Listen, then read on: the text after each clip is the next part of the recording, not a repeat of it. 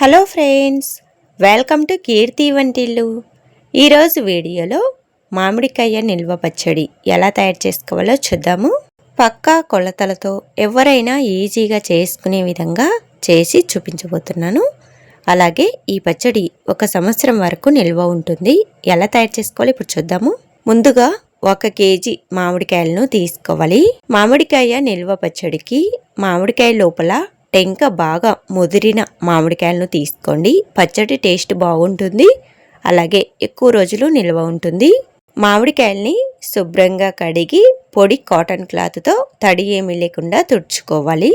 అన్ని మామిడికాయల్ని ఇలా తుడిచిన తర్వాత ఈ మామిడికాయల్ని ఫ్యాన్ కింద 10 నిమిషాలు ఆరబెట్టండి.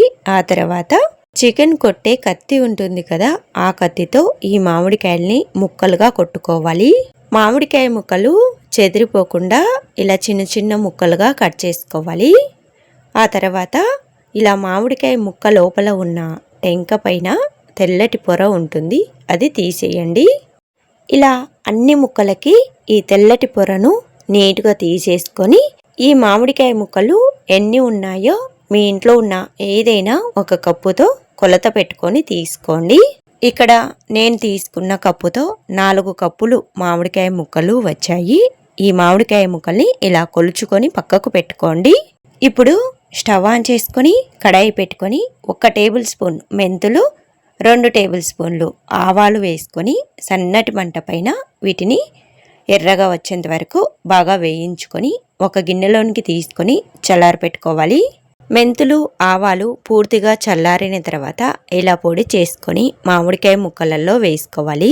తర్వాత మామిడికాయ ముక్కల్ని ఏ కప్పుతో తీసుకున్నామో సేమ్ అదే కప్పుతో 1/2 కప్పు సాల్టు, 1 కప్పు కారము, 4 వెల్లుల్లి గడ్డల్ని పొట్టు తీసుకొని వేసుకోవాలి. 2 టేబుల్ స్పూన్లు జీలకర్ర, 1 కప్పు నూనె వేసుకొని బాగా కలుపుకోవాలి. పామాయిల్ కానీ ఫ్రీడమ్ సన్ఫ్లవర్ ఆయిల్ కానీ వేసుకోవచ్చు. మీరు ఎన్ని కేజీలు పచ్చడి పెట్టాలన్నా కూడా ఇలాగే కొలత పెట్టుకొని చేసుకోండి. పచ్చడి ఎక్కువ రోజులు నిల్వ ఉంటుంది, టేస్ట్ చాలా బాగుంటుంది.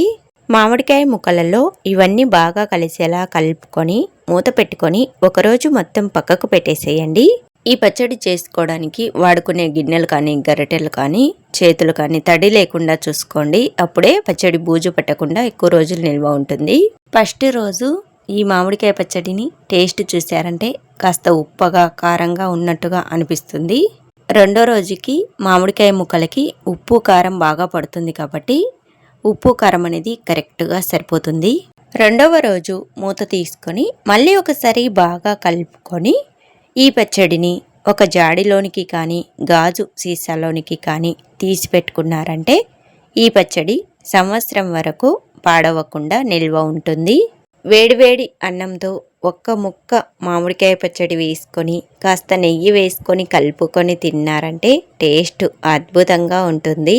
ఈ పచ్చడిని మీరు కూడా తప్పకుండా ట్రై చేసి మీకు ఎలా వచ్చిందో కామెంట్ చేయండి. Thanks for watching.